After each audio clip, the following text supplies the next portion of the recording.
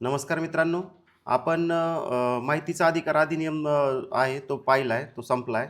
त्याची आज आपण रिव्हिजन करणार आहेत पहिल्या सेशनमध्ये आणि त्यानंतर दुसऱ्या सेशनमध्ये लोकसेवा हक्क अधिनियम किंवा आर-टी-एस आपण सुरू करणार आहोत. जे झालंय ते सगळे तुम्ही देखील एकदा लाईन टू लाईन ज्यावेळेस लेक्चर होतं त्यावेळेस वाचलेलं असणं एक्सपेक्टेड आहे. तर लवकर आपल्याला रिव्हिजन होतील. ज्यांनी वाचलं नाही, रिव्हिजन नाही केल्या त्यांना थोडंसं समजायला वेळ लागेल. जर तुम्ही रेकॉर्डेड व्हिडिओ ज्यावेळेस पाहताल त्यावेळेस हे जे व्हिडिओ आहेत ते नेहमी बॅच संपल्यानंतर थोड्याशा गॅपनी पाहायचे. त्या लगेच एक दिवसात तो बॅच संपलीच त्याच दिवशी पुढचा रिव्हिजन व्हिडिओ पाहायचा असं करायचं नाही. थोडासा वेळ जाऊ द्यायचा आणि मग रिव्हिजन व्हिडिओ पाहिजे. कारण याची आणखीन एखादं 1-2 वेळेस आपली रिव्हिजन होईल. ते गॅपनी पाहण्याचा आउटपुट आहे. एकाच दिवशी तुम्ही सगळे आर-टी-आय सगळ्या रिव्हिजन पाहिलं तर मार्कांमध्ये कन्व्हर्जन नाही आहे. कोणत्याच अधिनियमाचा किंवा कोणत्याच अभ्यासाचा तसा नसतो एकाच दिवसात. एवढं रिकॉल किंवा एवढं ग्रास्पिंग आपली जनरली नसते. तर त्याला वेळ द्यायचा आणि सातत्याने रिपीट करायचं. परीक्षा होईपर्यंत सातत्याने टचमध्ये राहायचं. एक स्टेज येईन तुमची अशी, की तुमचं 2 ते 3 मिनिटात आर-टी-आय पूर्ण रिव्हिजन होईल. 2 ते 3 मिनिटात बाकी म्हणजे सगळं असं करता-करता तुमचा सगळा जो अभ्यासक्रम आहे कायद्याच्या घटकाचा, कोणत्याही परीक्षेचा, तो 2, 3, 4, 5 तासांच्या आतमध्ये कव्हर होतो. आपल्याला जरी वाटलं तरी. एक्साईजच्या किंवा बाकीच्या वेळेस जवळपास 200 मार्कांचा कायदा घटक मुलांनी 1-1 तास 3-3, 4-4 तासात रिव्हिजन केला होता. त्यात बी-एन-एस, बी-एस-ए, बी-एन-एस-एस इन्क्लुडिंग. आणि हे सगळं पॉसिबल आहे, पण त्याला तेवढी एफर्ट घ्यावं लागतात. तुमच्या 8-10 रिव्हिजन अगोदर व्हावं लागतात. रिव्हिजनची टेक्निक आहेत. आपण आता सगळे अंडरलायनिंग जरी तुम्ही वाचायला गेलात तरी त्याला अंडरलायनिंगला याला अर्धा तास जास्त वेळ लागेल. अंडरलायनिंग वाचणं पण एक्सपेक्ट नाही पुढच्या रिव्हिजनला. तर ते कन्सेप्ट एकदा पाहिलं, आपण उदाहरण काल पाहिलं होतं व्याख्यांमध्ये एन म्हणलं, एन लक्षात आलं पाहिजे. ए-बी-सी-डीमध्ये सगळ्या व्याख्या करायच्यात नंतर किंवा 11 काय, 13 काय, प्रकरण 3 काय, 4 काय, कुठून कुठपर्यंत कलम असं जरी आलं, आपल्या ब्रेनला सेन्सिटाईज करायचं आहे. आणि त्यासाठी ह्या रिव्हिजन आपण करू. त्या व्यतिरिक्त तुम्ही देखील ठराविक वेळेनंतर रिव्हिजन करणं एक्सपेक्टेड आहे. माहितीचा अधिकार अधिनियम वर्ष 2005. 15 जून 2005 आपण काय घेतलंय? राष्ट्रपतींची संमती. ह्या अधिनियमाचा मुख्य उद्देश ही काळी हेडिंगमध्ये दिलेत आणि बाकीचे छोटे त्याच्या पाठीमागे रिझन हे साधे बाकीचे याच्यात दिलेत. सगळ्यात महत्त्वाचं काय? सार्वजनिक प्राधिकरणामध्ये पारदर्शकता आणि उत्तरदायित्व येण्यासाठी माहितगार नागरिक समूह असणं आवश्यक आहे आणि त्यासाठी हे सगळं सिस्टमॅटिक होण्यासाठी आयोग घटित करणे आवश्यक आहेत. म्हणजे त्याचं व्यवस्थित रेग्युलराईज होईल. याच्यासाठी हा अधिनियम केला आहे. हा मुख्य उद्देश. मग परीक्षेच्या दृष्टीने पारदर्शक आणि उत्तरदायित्व आणि आयोग घटित करणे हे महत्त्वाचं. नंतर लोकशाहीमध्ये माहितगार नागरिक समूह आणि माहितीची पारदर्शकता आवश्यक आहे, कारण भ्रष्टाचाराला आळा बसवण्यासाठी आणि शासनाला प्रजेप्रती जबाबदार ठेवण्यासाठी. नंतर काही माहिती दिल्याने थोडंसं उल्लंघन पण होऊ शकतं. सार्वजनिक हितसंबंधांना, कामकाज कार्यक्षमतेत चालवणं हे याला अडथळा येऊ शकतो. राजकोषीय साधन संपत्तीला अडथळा येऊ शकतो. गोपनीय माहितीचा भंग होऊ शकतो. अशा गोष्टींचं जे आहे माहिती देणं आणि माहिती न देणं हे 2 गट केलेत त्यांनी. माहिती तर दिली पाहिजे, पण काही माहिती नाही दिली पाहिजे. तर ज्यावेळेस जी माहिती द्यायची आणि नाही द्यायची यांचा सगळ्यांचा परस्पर संबंधाचा मेळ बसवण्यासाठी हा अधिनियम कोणत्या गणराज्याच्या कोणत्या वर्षी केला आहे? 56व्या वर्षी केला आहे. हा अधिनियम काही कलमं सोडले तर बाकी सर्व कलम कितव्या दिवशी अंमलात येत आहेत? 120 दिवसापर्यंत आहे का ते? नाही, 120वा दिवस. आणि काही कलम लगेच अंमलात आले होते ताबडतोब. ते कोणते होते? कलम 4, 4.1, 5.1.2, नंतर 12-13, नंतर 15-16, नंतर 24. 24 आणि 25 आहे का? नाही, 24 वेगळं आहे. 27 आणि 28. 24 एकटाच एक आहे, बाकी सगळे 2-2 जोड्याने आहेत. आणि इथं पेपर सेटर इथं प्रश्न विचारू शकतो. कोणते कलम पुढीलपैकी ताबडतोब अंमलात आला आहे किंवा कोणत्या 120व्या दिवशी अंमलात आला? व्याख्या. याच्यातले प्रकरण नंबर सगळे करून घ्यायचे नंतर. एक जनरल लॉजिकली आपण एवढं रिव्हिजन करतो, अंडरस्टँडिंगमध्ये येऊन जातात कुठं कुठं कोणते प्रकरण आहेत. समुचित शासन याला अला एक करायचं. शक्यतो सगळ्या व्याख्या ABCDमध्ये करायच्या अधिनियमांच्या. मराठीमध्ये अ ब क ड किंवा क ख ग असं असू शकतो वेगवेगळं. तर जनरली ABCD फॉर्मॅटमध्ये व्याख्या करायच्या सगळ्या. कारण यांचं इंग्रजी शब्द इंग्रजी कायद्याच्या साठीच्या जे व्याख्या आहेत त्यानुसार अरेंज आहेत सगळ्या. मराठीमध्ये आपले असतात, इंग्रजीच्या हिशोबाने असतात. कारण काही अधिनियम किंवा काही जागेवर आपण व्याख्या जिथं आहेत महत्त्वाच्या तिथं इंग्रजीमध्ये लिहून घेणार आहेत. सध्याचं इंग्रजीमध्ये लिहिण्याची आवश्यकता नाही आहे. पण इथं त्यांनी कंसात दिले, आपण तरी पाहिले. ॲप्रोप्रिएट गव्हर्नमेंट म्हणजे समुचित शासन. ॲप्रोप्रिएटची सुरुवात एनी होती म्हणून ती अला आली. मग ते मराठीऐवजी इंग्रजीमध्ये लवकर लॉजिक लागतं त्याचं. बरं, समुचित शासन आपलं काय अंडरस्टँडिंग काय झाली ती समुचित शासन म्हणजे राज्य शासन किंवा केंद्र शासन.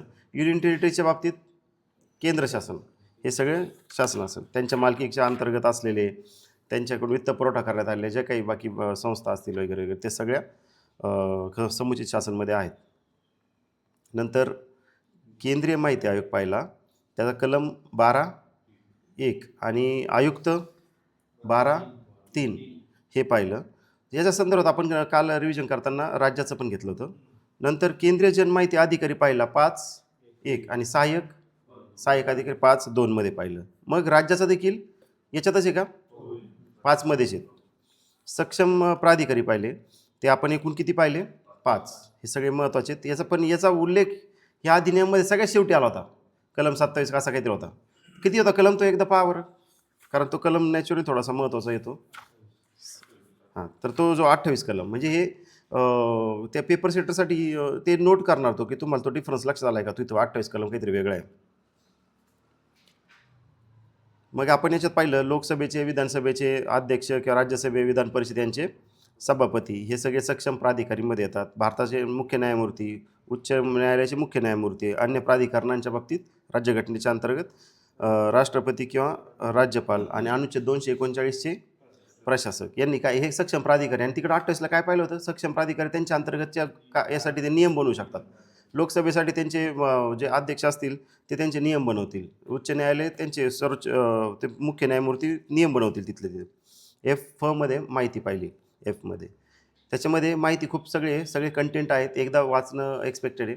माहितीची व्याख्या त्यांनी फार ब्रॉडर ठेवली. आणि सगळ्यात शेवटी पाहिलं तर खाजगी निकाय संबंधित माहिती याचा देखील समावेश होतो. आणि ती माहिती पण कोण, सार्वजनिक प्राधिकरण एखाद्या माहिती मिळवण्याचा अधिकार असेल तर तीच खाजगी निकाय. उदाहरण आपण इथं असं एक सामान्य व्यक्ती कुणी असेल तर त्याची माहिती मिळवण्याचं काहीच हे नाही, प्रश्न येत नाही. पण त्या व्यक्तीचा काहीतरी शासनाशी संबंधित आहे, करार करतोय, टेंडर घेतोय, आणि त्या व्यक्तीचा आपण अंबानीच्या हिशोबाने घेतलं होतं, काय जेवल्याचा काही संबंध नाही, पण तो काय जेवल्याच्यामुळे शेअर मार्केट काही होणार असेल, आजारी पडलाय, मृत्यूमुखी झाला, तर मग मात्र त्याचं माहिती विचारण्याचा अधिकार आहे.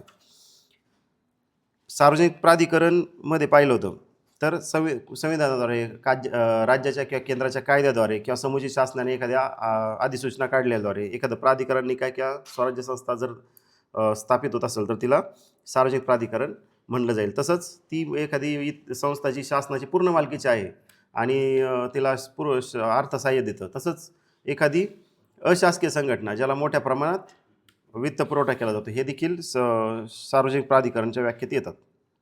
आयला पहिला अभिलेखला काय घेतलं, रेकॉर्ड. आय हा माहितीचा भाग आहे का, रेकॉर्ड हा माहितीचा भाग आहे का. माहितीच्या व्याख्येत रेकॉर्ड आहे का, रेकॉर्डच्या व्याख्येत माहिती.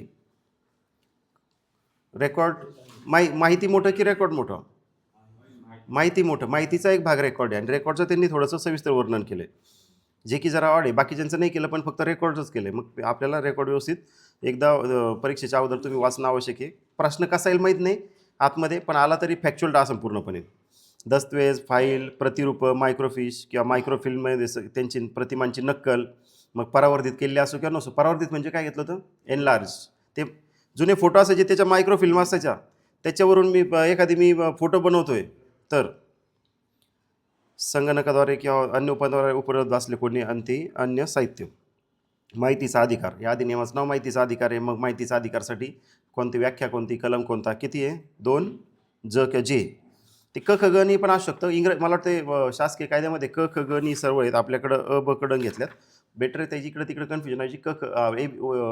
1 2 3 नीच करून ठेवा, ABCDनी. माहिती अधिकाराचा अर्थ सार्वजनिक प्राधिकरण असलेली आणि माहिती मिळवण्याजोगी जे असेल तो अधिकार.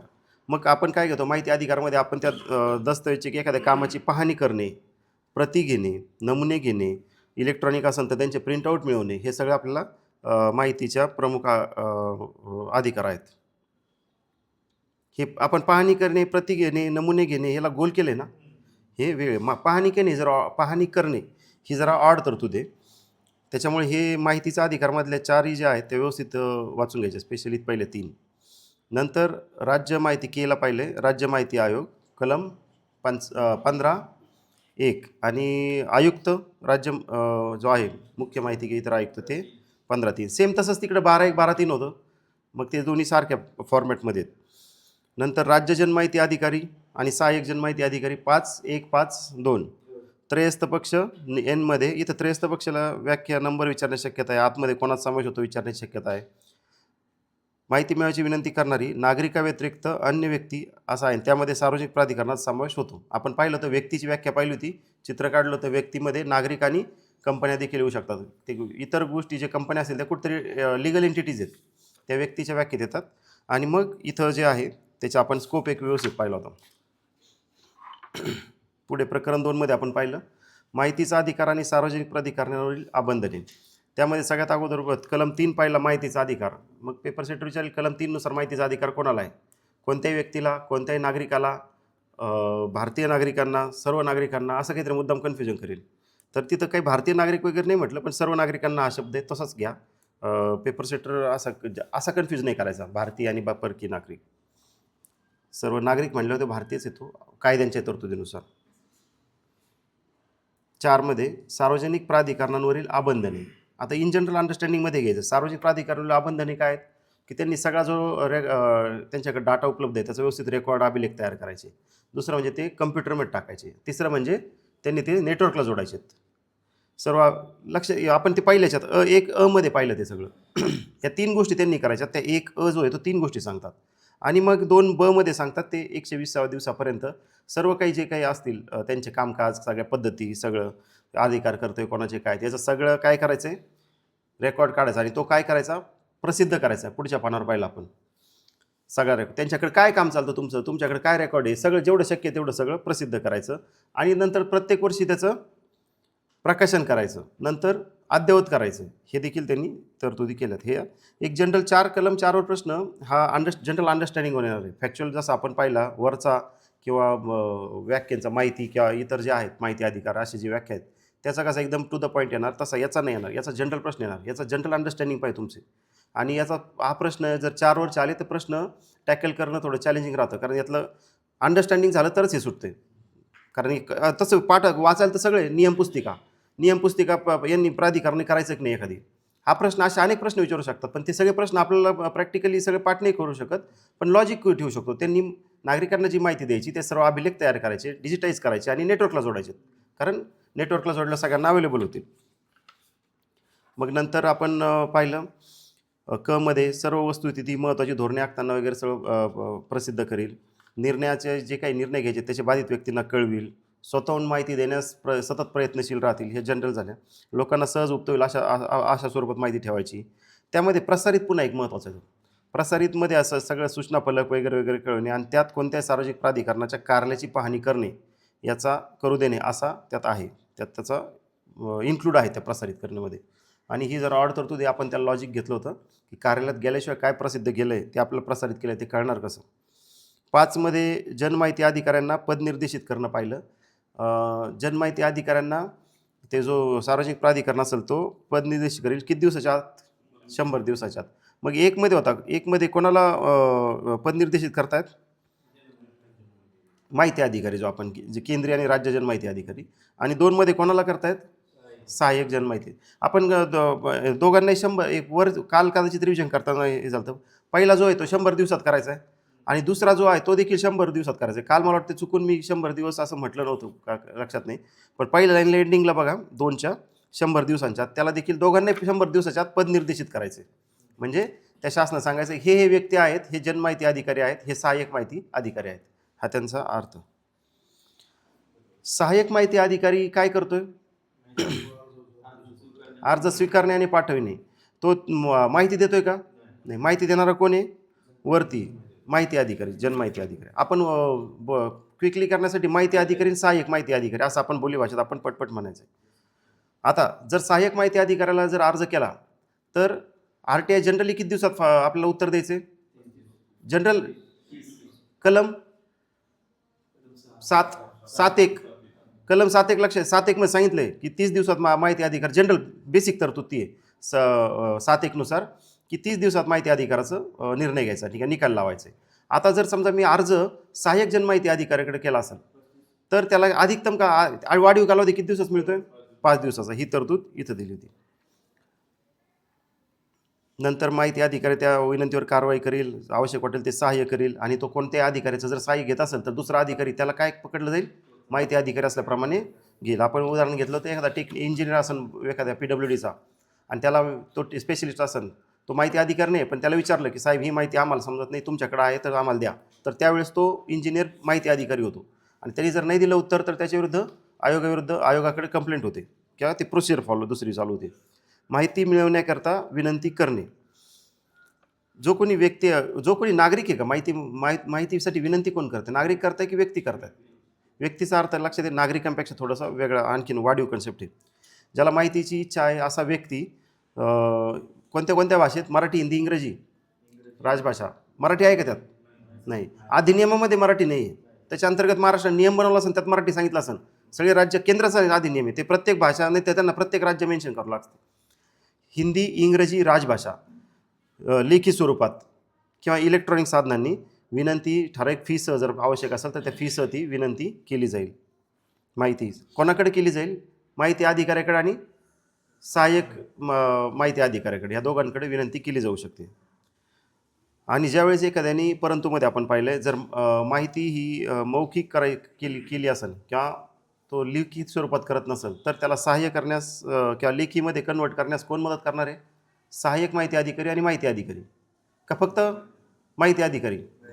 इथं ट्रॅप लक्षात आला आहे, कारण इथं सहाय्यकला पावरच दिली नाही त्या की एखादी तोंडी माहिती सांगतो तर त्याची लिखित स्वरूपात कन्वर्ट करण्यासाठी. 2मध्ये खाली पाहिलं, अर्जदाराला माहितीचे अधिकार कशासाठी मागतात या संदर्भात कारणे देण्यास भाग पाडायचं नाही, परंतु फक्त कोणती माहिती आपण त्याकडून घ्यायची, जो संपर्क साधण्यासाठी आवश्यक असेल ते. हे शब्द पाहिजेत, संपर्क, फोन, ईमेल वगैरे हे जर दिली, यांनी कायद्यात दिलेले नाहीत, ते नंतर नियममध्ये असतील. संपर्क म्हणजे कोणत्या कोणत्या स्वरूपात संपर्क, पण अधिनियमात तसं दिलं आहे का? ईमेल, फोन नाही. प्रश्न वाचायचं व्यवस्थित. माहिती अधिकार अधिनियमानुसार असा शब्द आला तर, माहिती अधिकारानुसार नुसता असा शब्द आला किंवा राज्यातील माहिती अधिकाराच्या नियमांनुसार वेगळ्या किंवा कायद्यानुसार असं जनरल आला तर मग मात्र इथं संपर्क साधणे अनेक असू शकतात. पण माहिती अधिकार अधिनियम 2005 नुसार येतोय का? नाही. संपर्काचे साधने हा शब्द प्रॉपर आहे. नंतर जी माहिती अन्य प्राधिकरणाकडे असेल, आता लॉजिक याला आपण काय बघा, आता याच्या खाली बरंचसं दिलंय. आपण काय घेतलंय कन्सेप्ट, वन विभागामध्ये PWDची माहिती मागतोय, जमल का? जमल. कोणत्या विभागाला कोणती माहिती जमल का? बरं, वन विभागामध्ये काही माहिती वन विभागाची, काही माहिती PWDची, तर करू शकतो का वन विभागाकडे? करू शकतो.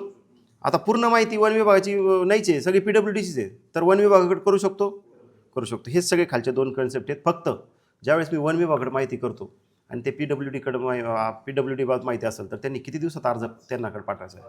तर वन विभाग म्हणजे प्राधिकरणाने, माहिती प्राधिकरणाने PWD प्राधिकरणाला अर्ज मिळाल्यापासून 5 दिवसाच्या आत त्यांना अर्ज पाठवायचा आहे.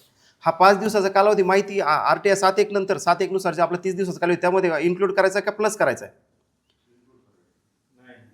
प्लस करायचा, म्हणजे इन्क्लूड याच्यातच 30 दिवसात इन्क्लूड होईल का ॲडिशनल होईल? हे 5 दिवस, समजा मी वन विभागाला RTI फाईल केला आणि तो PWDचा आहे, यांनी 5 दिवसात PWDला पाठवला, तर RTIचं उत्तर ते अर्ज केल्यापासून 30 दिवसात द्यायचं आहे का PWDला मिळाल्यापासून पुढच्या 30 दिवसात द्यायचं आहे? वन विभागाला अर्ज केल्यापासून हा 5 दिवसाचा एक्स्ट्रा कालावधी नाही आहे, तो त्याच्यातच इन्क्लूड केला आहे. म्हणजे एकदा शासन वेगळे, नागरिक वेगळे. नागरिकांनी एकदा दिलं का तुम्ही मला 30 दिवसात कसंही द्या, असं थोडक्यात आपण पकडले. 7मध्ये विनंती अर्ज निकालात काढणे, यामध्ये 7.1ची तरतूद आपल्यासाठी कलम डायरेक्ट विचारू शकतात.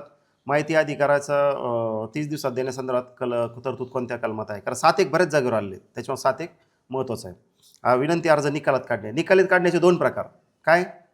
एक माहिती देणे, दुसरं माहिती फेटाळणे. हे म्हणजेच निकालात काढले. त्यांनी माहिती अधिकाऱ्यांनी दोन्ही गोष्टी नाही केल्या तर तो आपण खाली पाहिलं, त्यांनी माहिती नाकारल्याचं पकडलं जाईल आणि माहिती नाकारण्यासाठी आपण आयोगाकडे अपील करू शकतो किंवा पुढे अपील करू शकतो. त्यांनी 30 दिवसात माहिती द्यायची किंवा निर्णय घ्यायचा. जर एखाद्याच्या जीवित आणि स्वातंत्र्यासंदर्भात असेल तर 48 तासात. नंतर माहिती अधिकाऱ्याने निर्णय घेण्यास कसूर केला, म्हणजे दिली पण नाही आणि फेटाळली पण नाही, तर त्यांनी कसूर केलं, विनंती नाकारल्याचं मानण्यात येईल. जर फी जादा घ्यायची असेल, त्यांना लक्षात येईल की RTIमध्ये यांनी 10 रुपयाचा स्टॅम्प दिला पण याला तर 15,000 रुपये फीज आहे, तर या संदर्भात जर लेखी हे जे निवेदन असेल, सूचना जे असेल, तो त्या व्यक्तीला पाठवल. आता ती व्यक्तीला पाठवल्यावर व्यक्तीने 6 महिने ते पैसेच भरले नाही. तो म्हणून मला आलं लेटर, पण मी पैसे नाही भरले, पण तुम्ही RTI 30 दिवसात द्यायचा होता, असं म्हणता येईल का त्याला? नाही. त्याला काय मग आता हा जो कालावधी आहे, त्याला सूचना पाठवल्यापासून त्याची फी येईपर्यंतचा कालावधी जो आहे, तो RTIच्या कालावधी 30 दिवसाच्या कालावधीत गणना करायचा का? नाही. तो वेगळा. मग त्याची फी आपल्याकडे आल्यापासून मग उरलेला कालावधी चालू होईल आपला. नंतर एखादं ज्ञानेंद्रियच्या दृष्टीने विकलांग असेल तर त्याला सहाय्य करायचे. छापील स्वरूपातली जी माहिती असेल, इलेक्ट्रॉनिक स्वरूपात जे नॉर्मल फी असेल किंवा जी फी असेल ती प्रदान केल्यावर ती दिली जाईल. दारिद्र्यरेषेखालील एखादा व्यक्ती असेल तर त्याला फी आकारायची का? नाही. पण हा व्यक्ती कोणी घोषित केल्याप्रमाणे? समुचित शासनाने निर्धारित केल्याप्रमाणे राहील. नंतर सार्वजनिक प्राधिकरणाचे जर जो कालावधी सांगितला त्या कालावधीत जर त्यांनी माहिती दिली नाही तर मग मात्र त्याला व्यक्तीला मोफत माहिती द्यावं लागेल. जर एखाद्या त्रयस्थ संदर्भात असेल, त्रयस्थचा कलम नंबर 11 कलम 11साठी 11 अंतर्गत जर कलम 11 त्रयस्थ संदर्भात जर माहिती विचारत असेल तर माहिती अधिकारी त्या त्रयस्थला माहिती विचारील, त्याचा रिप्लाय वगैरे आल्यानंतर तरच मग पुढची माहिती देईल. जर ज्यावेळेस माहिती अधिकारी त्या एखादा अर्ज निकाली लावतोय, म्हणजे माहिती देतोय किंवा नाही फेटाळतोय, ज्यावेळेस फेटाळत असेल त्यावेळेस त्यांनी फेटाळण्याचे 3 गोष्टी करायच्या. कारण द्यायचे, नंतर काय करायचं, अपीलचा कालावधी सांगायचा, पुढील इतक्या दिवसात तुम्ही अपील, आणि अपील प्राधिकरणाचं सगळे डिटेल द्यायचे, तपशील. नंतर अपवादमध्ये पाहिलं, अपवाद बरेचसे आहेत आणि अपवादामध्ये प्रश्न येऊ शकतो. म्हणजे ह्या अपवादाच्या बाबत RTI ही माहिती आपण म्हणजे नाही दिली तरी चालू शकेल, पण त्याला एक अट आहे की व्यापक लोकहित हे एक त्याला अट आहे. कारण व्यापक लोकहित हे किती जरी तुम्ही अपवाद जरी असेल तरी व्यापक लोकहित हे प्राधान्याने कन्सिडर केले इन जनरल.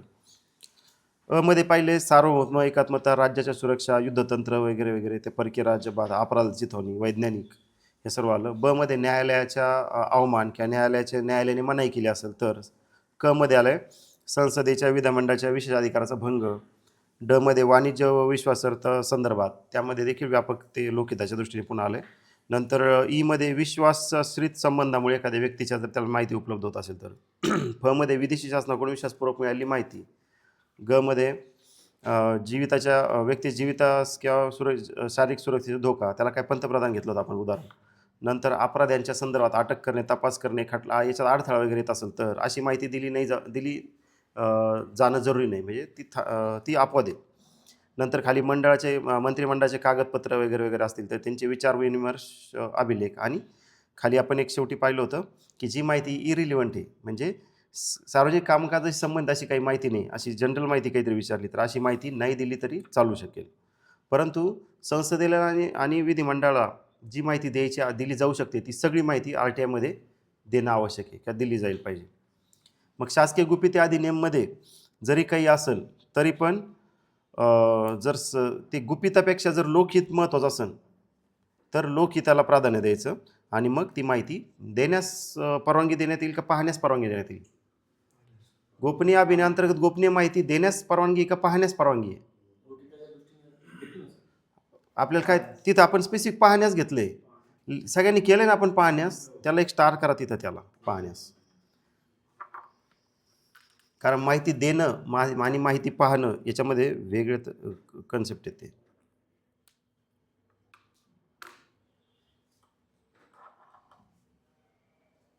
आता पाहण्यास परवानगी देऊ शकतात, आता हे कोणाला काय याच्यात आपल्याला पडायचं नाही, तो इंटरप्रिटेशन राहिला. फक्त सध्या शब्द तसं लक्ष घ्या. एखाद्या माहिती अधिकारांतर्गत किती वर्षापर्यंत जुनी माहिती मिळू शकते? 20 वर्षाचा कालावधी कोणी सांगितल्याप्रमाणे? केंद्र सरकारने. नंतर 9 मध्ये पाहिलं विवक्षित प्रकरणात माहिती देण्यास नकार देण्याची कारणे. आता हे 9 मध्ये ट्रॅप कसा आहे, डायरेक्ट हेडिंग विचारतील, कलम विचारतील, 9 नुसार विवक्षित कारणं कोणते, तर कोणते ते कॉपीराईटचे उल्लंघन, स्पेसिफिकली हेच आहे. 10 मध्ये पृथक्करणीयता पाहिलं. पृथक्करणीयता म्हणजे वेगळं, सेव्हरेबिलिटी किंवा वेगवेगळे करू शकतो. मग आपण त्याला काय घेतलं, तर गोपनीय माहिती आणि साधी माहिती जर वेगळी करता येत असेल तर मग RTI मध्ये साधी माहिती दिली पाहिजे.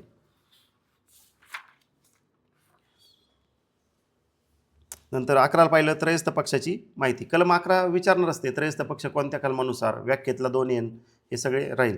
त्रयस्थ पक्षाबाबत जर माहिती विचारत असतील, आता इमेजिंग करा RTI करतोय आपण, उदाहरण अंबानीचंच घेतलं होतं का कोणतरी, त्रयस्थ पक्ष अंबानी असू शकतो किंवा कोणी आणखीन एखादी कंपनी असू शकते.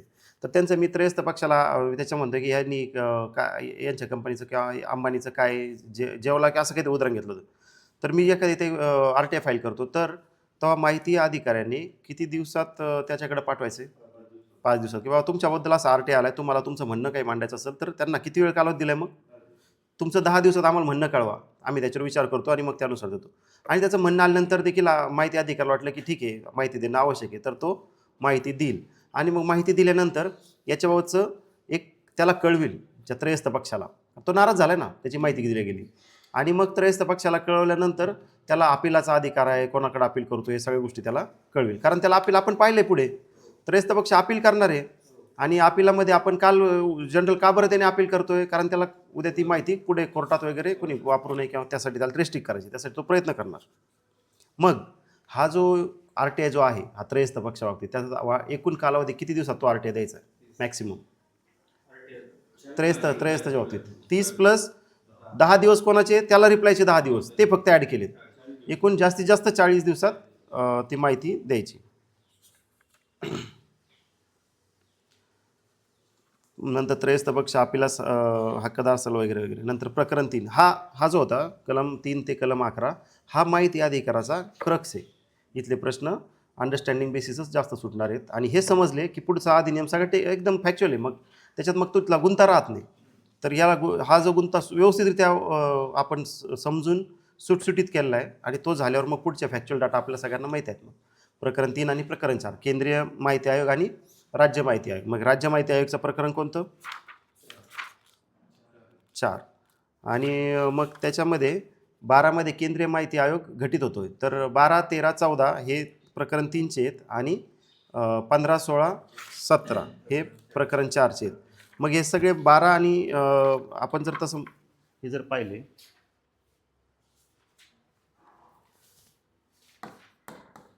प्रकरण किती? 3 ना? प्रकरण 4 कलम 12, 13, 14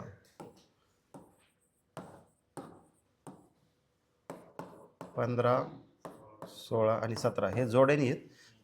नंतर तुम्ही ज्यावेळेस आणखी स्वतःहून रिव्हिजन करताल त्यावेळेस पाठीमागचं एखादं पान असेल त्यावेळेस असे नंतर सगळ्याच अधिनियमाचं कलम लिहायचे आणि त्यानंतर RTS झाल्यानंतर मग RTS आणि RTIचे कम्पॅरेटिव्हली कलम करायचे. कारण परीक्षेच्या वेळेस RTI मधला प्रश्न आणि RTS मधले कलम हे कन्फ्युजन होण्याची शक्यता आहे.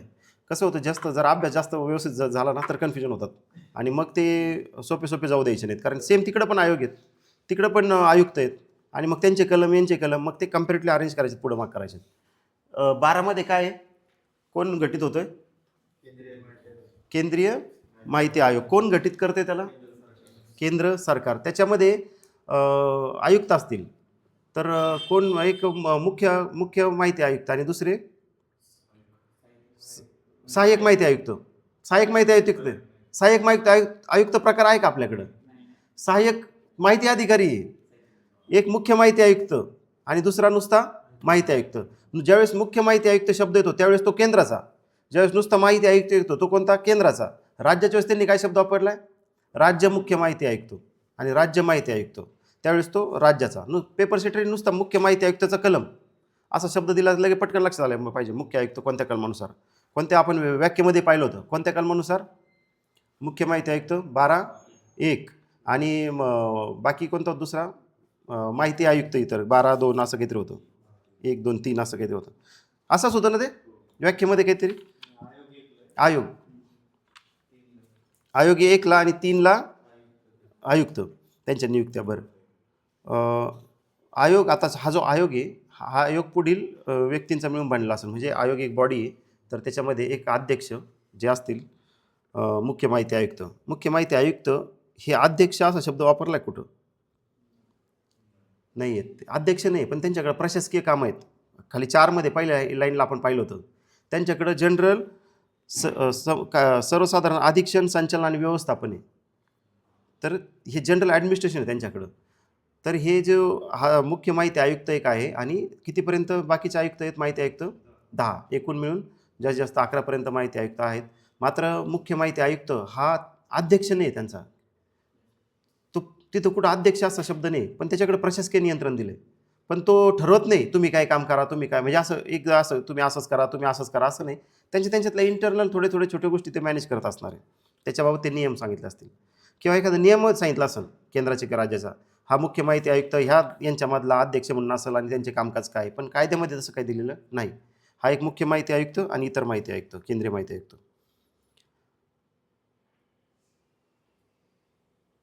नंतर नियुक्ती राष्ट्रपती करतील. त्यांचे पंतप्रधान समितीचे अध्यक्ष व्यक्ती असेल, लोकसभेतील विरोधी पक्षनेता एक असेल आणि पंतप्रधान नामनिर्देशित केलेले कॅबिनेट मंत्री. एक मुख्य माहिती आयुक्त आहे आणि एक केंद्रीय माहिती आयुक्त, असे दोन प्रकार आहेत. मुख्य माहिती आयुक्त आणि त्याला दुसरा केंद्रीय माहिती आयुक्त, असे दोन होते. राज्याला मग राज्य मुख्य माहिती आयुक्त आणि राज्य माहिती आयुक्त, असे दोन प्रकार येतील. आणि इथं पंतप्रधान असतील राज्यासंदर्भात काय येईल, मुख्यमंत्री अध्यक्ष असेल वगैरे वगैरे त्या समितीचा. मग ह्या सगळ्यांचा जो विरोधी पक्षनेता असेल तर तो सर्वात मोठ्या गटाचा जो नेता असेल विरोधी गटाचा, तर तो अध्यक्ष, तो विरोधी पक्षनेता असेल. नंतर 5 मध्ये पाहिलं आपण मुख्य माहिती आयुक्त आणि माहिती आयुक्त यांनी हे 9 प्रकारच्या गोष्टींमध्ये एक तज्ज्ञ किंवा अनुभवी व्यक्ती पाहिजेत. 9 काय होतं, कायदा, विज्ञान, तंत्रज्ञान, समाजसेवा, व्यवस्थापन, पत्रकारिता, जनसंपर्क माध्यम, प्रशासन आणि शासन या संदर्भातला अनुभव असणारे सार्वजनिक जीवनातील प्रख्यात व्यक्ती पाहिजेत. मग नंतर आपण पाहिलं होतं हा कोणताही माहिती आयुक्त हा संसदेचा किंवा विधिमंडळाचा आमदार खासदार असणार नाही, थोडक्यात लाभपद धारण करणार नाही, राजकीय पक्षाशी संबंधित असणार नाही, उद्योगधंदा किंवा व्यवसाय करणार नाही. म्हणजे थोडक्यात उत्पन्नाची अशी इतर तुम्ही साईड बिझनेस करू नका. म्हणजे असं मुख्यालय जे आहे आयोगाचं, केंद्रीय माहिती आयोगाचं, ते मुख्यालय कुठे, दिल्ली येथे. आणि इतर जागेवर जर ते कार्यालय स्थापन करायचे असतील तर ते स्थापन कोण करणार आहे, आयोग करणार आहे. कोणाच्या पूर्वमान्यतेने, केंद्र शासनाच्या. इथं व्यवस्थित करायचं, कारण ते स्थापन मग लगेच आपल्याला केंद्र शासन पर्याय आल्यावर कन्फ्युजन होणार आहे. 13 मध्ये पाहिलं पदावधी व सेवेच्या शर्ती. मग माहिती जे मुख्य माहिती आयुक्त असेल आणि माहिती आयुक्त असेल यांचा जो कालावधी आहे तो कोणी विहित केल्याप्रमाणे असेल, केंद्र सरकारद्वारा विहित असेल. म्हणजे तुम्ही किती, तुमची टर्म किती वर्षांची हे डिसाईड. मात्र त्यांचं वय जे आहे ते डिसाइडेड आहे. किती वर्षे, 65 वर्षे सगळ्यांना. राज्याचे माहिती आयुक्त असू द्या नाही तर केंद्राचे असू द्या, त्या सगळ्यांना 65 वर्ष हे रिटायरमेंट एज आहे. मात्र त्यांनी किती वर्ष एका याच्यावर राहायचं आहे, मुख्य माहिती आयुक्त म्हणून किंवा माहिती आयुक्त म्हणून. तर हे केंद्र शासन सांगेल तेवढे 3 वर्ष, 5 वर्ष, 2 वर्ष हे पर्याय तर सापडणार आहेत. आणि एक पर्याय सांगणार आहे केंद्र शासन सांगेल याप्रमाणे. वाटलंच तर त्याला कन्फ्युजनला आणखीन दुसरा आहे, राष्ट्रपती सांगेल त्याप्रमाणे, म्हणजे राज्यपाल राष्ट्रपती जो ॲप्रोप्रिएट असेल तो. नंतर मुख्य माहिती मुख्य माहिती आयुक्त किंवा इतर केंद्रीय माहिती आयुक्त यांच्या एकूण कालावधी किती असेल कोणत्या व्यक्तीला, दोघांना. ठीक आहे, त्याला तिथपर्यंत जाऊ आपण. ज्यावेळेस मुख्य माहिती आयुक्त असेल तो पुनर्नियुक्तीस पात्र आहे का, नाही. ज्यावेळेस केंद्रीय माहिती आयुक्त इतर असतील ते पुनर्नियुक्तीस पात्र आहेत का, त्याच पदावर नाही, पुनर्नियुक्ती द्या. मात्र त्यांना केंद्रीय माहिती आयुक्त ते मुख्य माहिती आयुक्त होऊ शकतात का, होऊ शकतात. अशा वेळेस त्यांचा एकूण कालावधी किती वर्षापेक्षा जास्त नसावा. लक्षात आली तरतूद ही 5 वर्षापर्यंत राहील. त्यांची शपथ कोणत्या अनुसूचीनुसार कोण देणार आहे, पहिल्या अनुसूचीनुसार कोण देत आहे, राष्ट्रपतींच्या समक्ष. राजीनामा त्यांना द्यायचा असेल तर कोणाला द्यायचा आहे, राष्ट्रपतींना. त्यांना जर पदावरून दूर करायचं असेल तर कलम नंबर 14 नुसार ते आपण पाहिले. नंतर कलम 14ला पाहिले.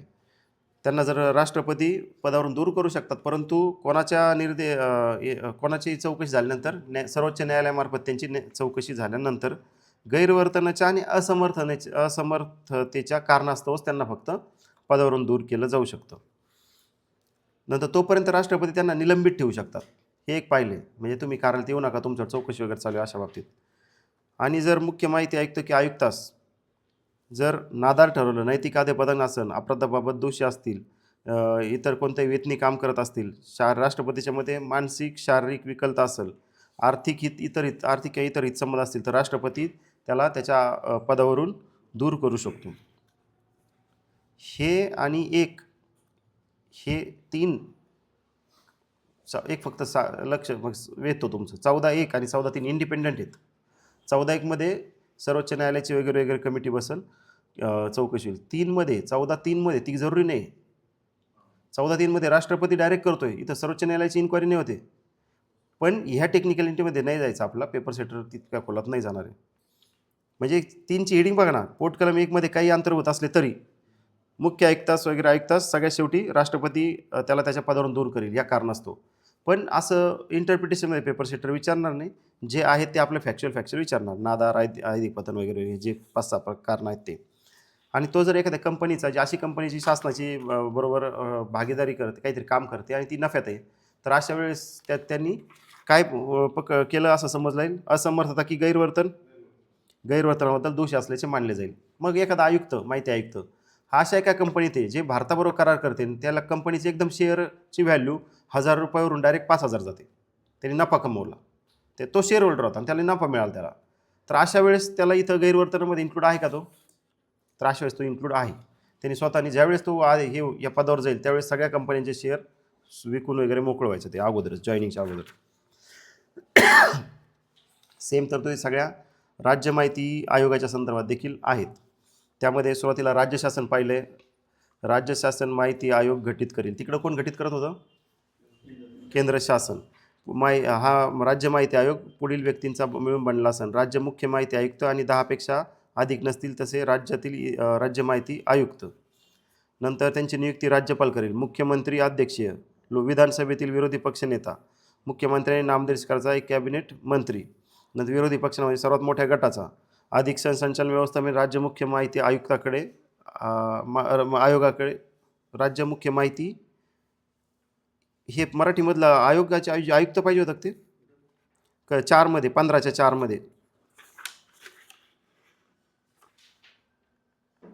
हां, आयोगाकडे टाईप झाले, ते आयुक्ताकडे पाहिजे होतं. 15च्या 4च्या पहिल्या लाईनला आहेत का? राज्य मुख्य माहिती आयुक्ताकडे विनिहित असेल. आयोग तर पूर्ण बॉडी आहे. आयुक्त एक इंडिपेंडंट इंडिव्हिज्युअल आहे. ते टायपिंगचं इश्यू आहे.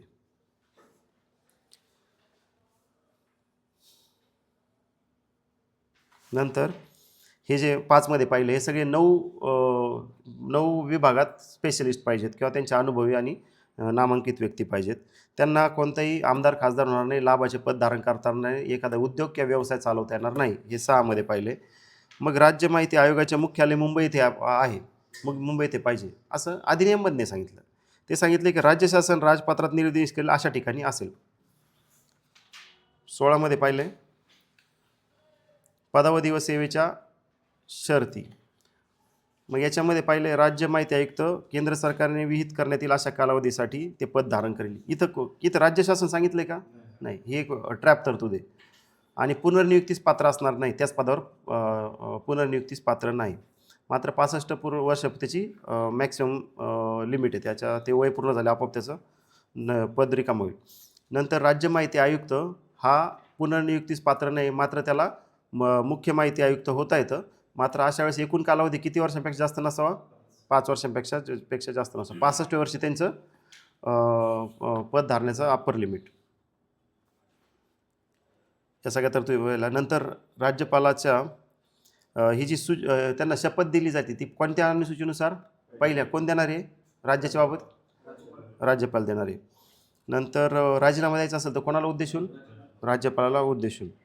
नंतर वेतन व भत्ते जे असतील ते सगळ्यांचे ते केंद्र शासनाने विहित केल्याप्रमाणे असतील. हे खाली आपण 5मध्ये पाहिले. इथं जिथं केंद्र शासन येते ते आपल्या ऑड तरतूद आहे बरं का. ते व्यवस्थित परीक्षेच्या वेळेस व्यवस्थित लक्षात घ्या. कारण अभ्यास केल्यानंतर इथं अभ्यास करूनही चुकण्याचे चान्स आहेत जर तुम्ही परीक्षेच्या आदल्या 1-2 दिवस अगोदर हे फॅक्च्युअल डाटा रिवाईज नसेल केला तर.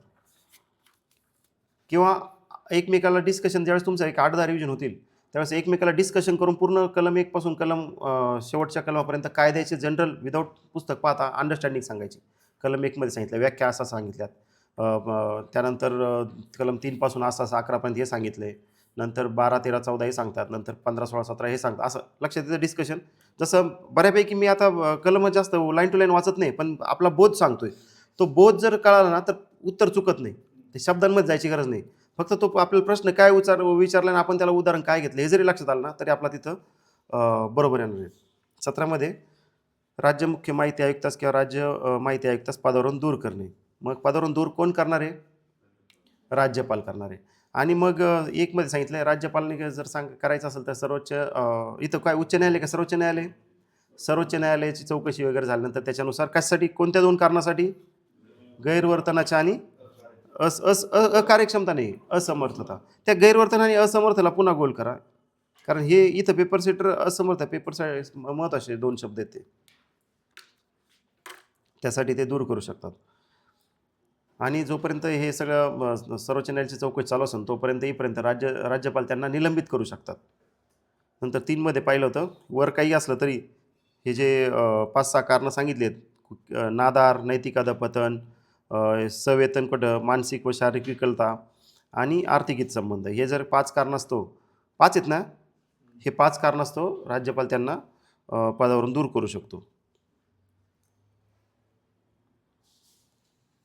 कदाचित हीच तरतूद फक्त राज्यघटनेपासून थोडंसं वेगळं करते यांना. म्हणजे त्याच्या व्यतिरिक्त ते विधानसभा, विधान परिषदेत पास होण्याचा काही संबंधच नाही. ज्या राज्यघटनेतले जे आहेत त्यांना लोकसभेत वगैरे ते पास व्हावं लागतं, की याचा ते इम्पिचमेंटच्या प्रोसेसमध्ये. नंतर 4 एक जनरल तरतूद होती, कंपन्यांमध्ये भागीदारी आणि नफा शासनाशी लिंक असणारे असे नसावा.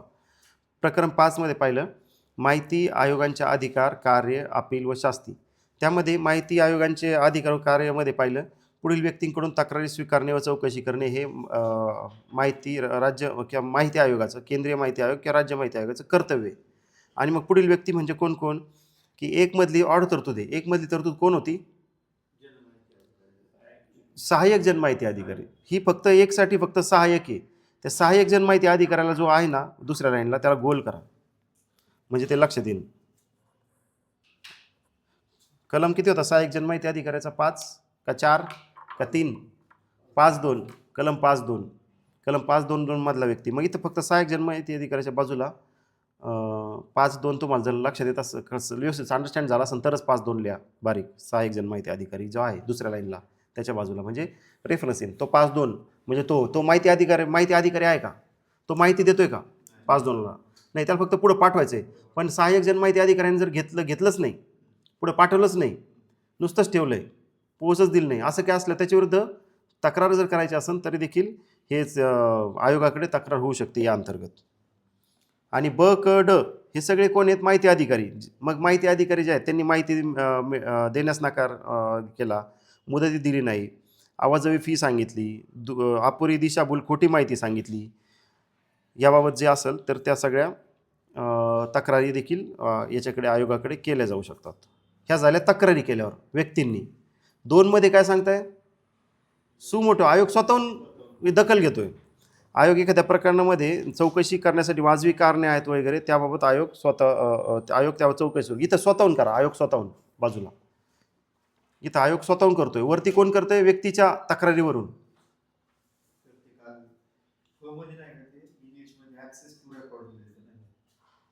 अभिलेख मिळवता येण्यास किंवा त्या विनंती करण्यास कोणत्याही बाबीविषयी तक्रारी करणारी व्यक्ती. रेकॉर्डला इंग्लिशमध्ये तेवढा शब्द दिला आहे. बरं, मग हां, हे ॲक्सेस टू रेकॉर्डची पाहणी करणं किंवा त्याच्या आपण पाहिलं, रेकॉर्डची व्याख्या पाहिली होती, त्याच्या प्रति मिळवून देखील येतं. ॲक्सेस टू रेकॉर्डमध्ये फक्त पाहणी करणं नाही आहेत. ॲक्सेस एकदा मिळाल्यानंतर मग त्याची जर आपल्याला देण्यासारखं असेल तर त्याची प्रिंट पण येते. नाही, आपल्या रेकॉर्डची व्याख्या बघा बरं. डेफिनेशनमध्ये रेकॉर्डची व्याख्या दिली, त्याच्यामध्ये ते प्रिंट वगैरे असं दिलं आहे का? म्हणजे प्रिंट फॉर्ममध्ये रेकॉर्डमध्ये आलं आहे का?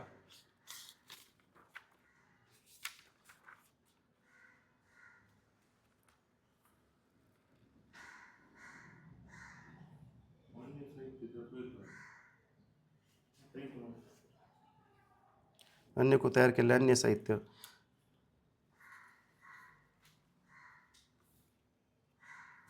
ठीक आहे.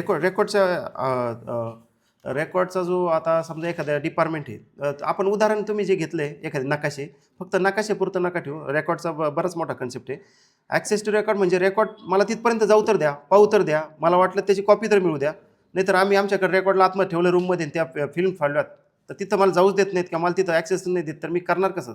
म्हणजे ॲटलिस्ट RTI कोणत्या ह्याच्यावर करायचा, RTIमध्ये मला माहिती मागवायची तर एखाद्या त्या रेकॉर्डमधले वेगळे प्रकार असतील, ह्यामधला हा रेकॉर्ड द्या, ते पाहण्यासाठी ॲक्सेस टू त्यांनी इंग्रजीमध्ये खूप व्यवस्थित प्रॉपर दिले. मग त्या अभिलेख मिळवता येईल, अभिलेखला गोल केलं त्याच्यात फमध्ये, कारण तो अभिलेख मिळवता येईल, माहिती मिळवता येईल नाही येते ते लिहिलं होतं ना आपण, की आपण माहिती नाही, तिथं बाजूला अभिलेख या शब्दाला बाजूला माहिती नाही, माहिती नाही म्हणजे तो एक मिनिट शब्द प्रॉपर लिहा. म्हणजे एकदा अगोदर समजून घ्या, इथं रेकॉर्ड मिळवता येईल, इथं माहिती सांगितलेलं नाही, रेकॉर्ड सांगितलं किंवा अभिलेख सांगितले, या दृष्टीने ते तुम्हाला जो प्रॉपर शब्द वापरेल तो लिहा. कारण पेपर सेटर इथं माहिती परीक्षेत ऑप्शन टाकणार आहे, माहिती मिळवण्याची वगैरे विनंतीसाठी जो व्यक्ती तो. तरी पण म्हणजे शक्यता जो आहे म्हणजे स्टार करण्यासारखा कंटेंट नाही किंवा टिक करण्यासारखा नाही, आला तर 25% कमी चान्स आहेत. फक्त आपल्याला बोध झाला पाहिजे की तिथं अभिलेख आहे.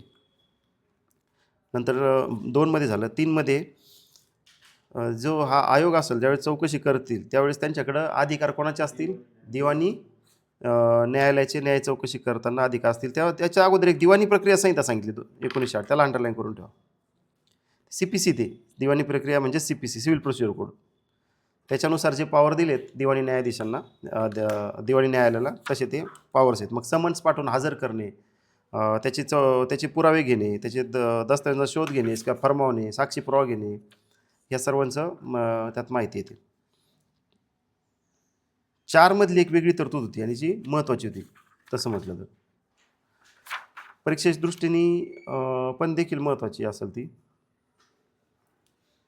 कोणत्याही राज्याने कोणत्याही कायद्याने सांगितलं असेल की ही माहिती कोणाला द्यायची नाही, तरी देखील कोणतेही प्राधिकरण राज्य काही जरी असेल तरी पण आयोगाला ती माहिती द्यायची का दाखवायची, आयोगापासून ती माहिती रोखून धरणार येणार नाही.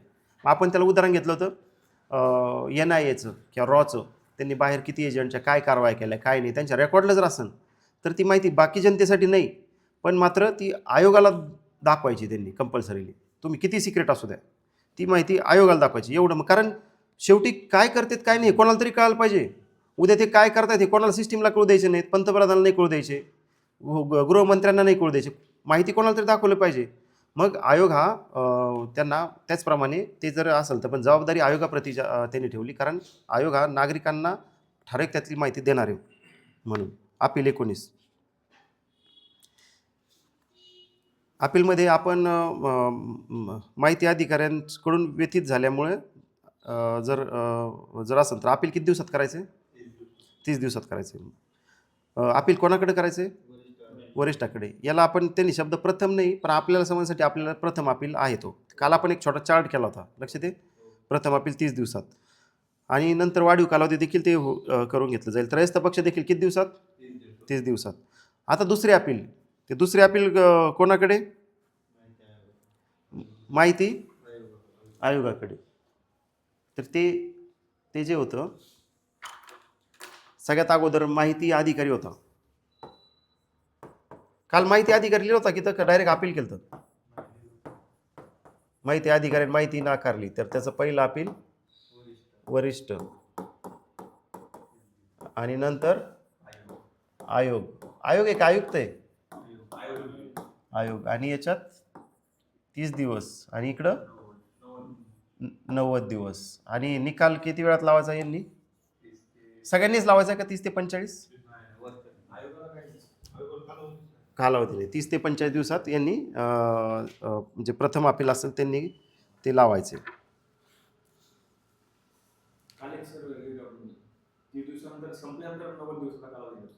30 दिवसाचा काल आपण एक काय काल 90 दिवसात. ठीक आहे, त्याच्यावर प्रश्न येणार नाही ॲक्च्युली, तो खूप खोलातला कन्सेप्ट होता. पण एक जनरल फक्त तुमचं ते विचारास चालना दिली ती की 90 दिवसाचा कालावधी कुठून सुरू होतो हा याबाबत. हां, तर तो तुम्ही व्यवस्थित एकदा वाचा, म्हणजे थोडक्यात त्याच्यात जरा कायदा व्यवस्थित शब्दाकडे लक्ष जातं. नंतर त्रयस्थ पक्ष असेल त्याचं म्हणणं ऐकून घेतलं जाऊ शकतं. हे पुढच्या पानावर 6 नंबरला पाहिलं, जर प्रथम अपील अधिकाऱ्याने 30 ते 45 दिवसात ते निकाली लावायचे. आणि 7मध्ये सांगतात की आयोगाचा निर्णय हा सर्वांवर बंधनकारक असेल, आयोगास पुढील अधिकार असतील. आयोग हा आदेश फरमावू शकतात, त्यामध्ये कोणती माहिती पुरवण्यास सांगू शकतात. ती जर माहिती अधिकारी ठराविक भागात नसेल तर ते माहिती जनमाहिती अधिकाऱ्याची नियुक्ती करू शकतात. मग एखाद्या माहितीचे संवर्ग किंवा प्रवर्ग प्रसिद्ध करायला लावू शकतात एखाद्या याला. नंतर अभिलेख कसा ठेवायचा, नष्ट कसा करायचा, हे सगळ्या प्रोसिजर सांगू शकतात. आधी ते प्रशिक्षण प्रॉपर कसं करायचं ते सांगतील. वार्षिक अहवाल सादर करण्यास प्रत्येक प्राधिकरणाला सांगतील. नंतर एखाद्या प्राधिकरणात चुकला असेल खूपच तर भरपाई द्यायला लावतील. शास्ती देतील लावतील. अर्ज फेटाळू देखील शकतात जे त्यांच्याकडे आलेत ते. शास्तीमध्ये पाहिलं आहे, शास्ती जी आहे ती 7(1) मधील तरतुदी वगैरे ज्या आहेत ते वेळेत माहिती दिली नाही तर ही शास्ती ₹250 प्रति दिवस आणि अधिकतम 25,000 पर्यंत. इथं ही कोणावर शास्ती, इथं ऑड तरतूद काय आहे? 5(2)ला शास्ती आहे का? 5(1)लाच आहे. 5(2) काय होता? सहाय्यक जनमाहिती अधिकारी. 5(1) जन माहिती अधिकारी. मग माहिती अधिकाऱ्यासाठीच फक्त ही शास्ती लावली त्यांनी. सहाय्यकचा काही इथं उल्लेख दिसत नाही. ठीक आहे. नंतर पुढे आपण पाहिले अशा वेळेस जर त्या व्यक्तीच्या माहिती अधिकाऱ्याच्या चुकीमुळे त्यांनी लपवली, नष्ट केली, खोटी सांगितली, पाहिलं आपण काल उदाहरणं घेतली 2-3, असं जर केलं असतं त्याच्यावर शास्ती पण लावतील आणि शिस्तभंगविषयक कारवाईची शिफारस देखील आयोग करू शकतो. आयोग स्वतः शिस्तभंग कारवाई करणार आहे का? नाही. तो फक्त शासनाला शिफारस करणार की हे यांचं खूप चुकतं, यांच्यावर शिस्तभंग कारवाई करण्यात यावी. प्रकरण 6 मध्ये आपण पाहिलं हे एक झाले. आता इथून पुढे सगळं एंडिंग टेल आहे शेवटचं. त्यातही काही जागेवर 2-3 महत्त्वाचे कंटेंट आहेत. संकीर्णमध्ये सद्भावना केलेल्या कृतीला संरक्षण, बस तेवढंच. कलम नंबर किती होता? 21. 22 मध्ये अधिनियम अधिभावी परिणाम असणे, म्हणजे हा अधिनियम वरचढ असणे, एक कलम नंबर 22. 23 न्यायालयांच्या अधिकारितेस आडकाठी, म्हणजेच न्यायालय या गोष्टींबाबत दखल घेऊ नये, त्याच्यात देखील कलम नंबरच. 24 विवक्षित संघटनांना हा अधिनियम लागू नसणे. मग याच्यामध्ये आपण पाहिलं हे विवक्षित संघटना कोणत्या अनुसूचीनुसार? दुसऱ्या अनुसूचीनुसार. कुणी स्थापन केलेल्या? केंद्र शासनाने स्थापन केलेल्या. परंतु भ्रष्टाचार आणि मानवी हक्काचं उल्लंघन असेल तर अशा बाबतीत माहिती मागितली जाऊ शकते किंवा दिली जाऊ शकते आणि आयोगाची मान्यता मिळाल्यावरच दिली जाऊ शकते. त्यावेळेस हे माहिती आयोग म्हणजे कोणतं? केंद्रीय माहिती आयोग. आणि मग ही माहिती जी असेल ती किती दिवसात द्यायची? इथं बंधन आलं एक प्रकारे. 45 दिवसात ती माहिती अर्ज मिळाल्यापासून 45 दिवसाच्या आत देण्यात यावी. नंतर खाली राज्याने स्थापन केलेल्या संघटनांना देखील एक प्रकारे त्या तरतुदी आहेत आणि 45 दिवसाचं जसं आहे तसं लक्षात घ्या, कारण ते राज्यांना वेगळे नियम बनवायचे आणि त्या नियमासाठी त्यांच्या एजन्सीज व्हाव्यात यासाठी ते इन्क्लूड केलेलं आहे. 25 संनियंत्रण करणे व अहवाल देणे. हे कुणी संनियंत्रण करायचं आणि कुणी अहवाल द्यायचे?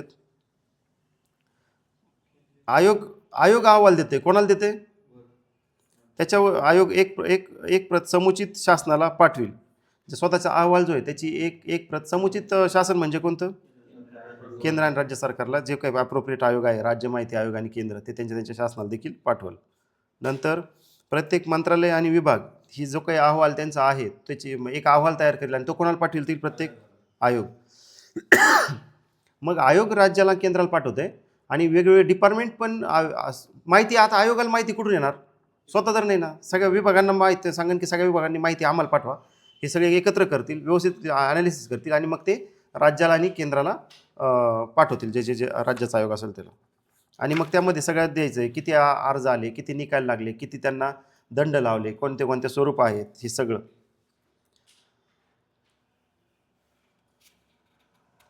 आता नंतर 4 मध्ये पाहिलं होतं. 4 मध्ये केलं का आपण अंडरलाईन? तो माहिती आयोग त्यांच्या अहवालाची एक प्रत संसदेच्या प्रत्येक सभागृहासमोर किंवा विधानसभासमोर ठेवण्याची व्यवस्था करता येईल.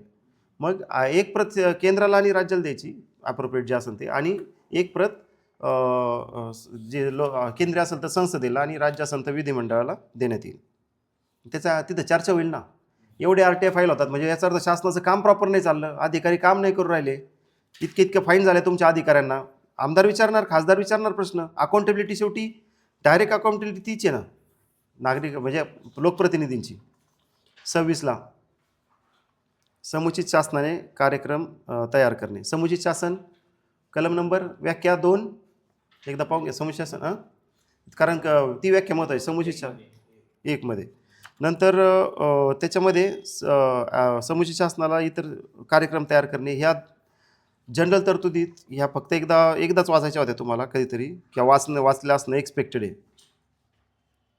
ती 18 महिन्याची एक तरतूद पाहिली होती, पण तो अधिनियमाचा प्रारंभ झाल्यापासून 18 महिन्यात सर्व माहिती देणारी मार्गदर्शिका राजभाषेत संकलित करेल, ही तरतूद होती. पण ते 18 महिने टाईम पिरियड होऊन गेला, त्याच्यामुळे आता इम्पॉर्टन्स त्याचं कमी होतं.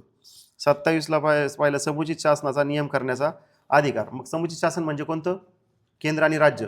म्हणजेचा अर्थ या अधिनियमांतर्गत केंद्र शासनही नियम बनवू शकतात आणि राज्य शासनही बनवू शकतात. असे खूप कमी अधिनियम आहेत जिथं दोघंही नियम बनवतात, NDPS सारखे.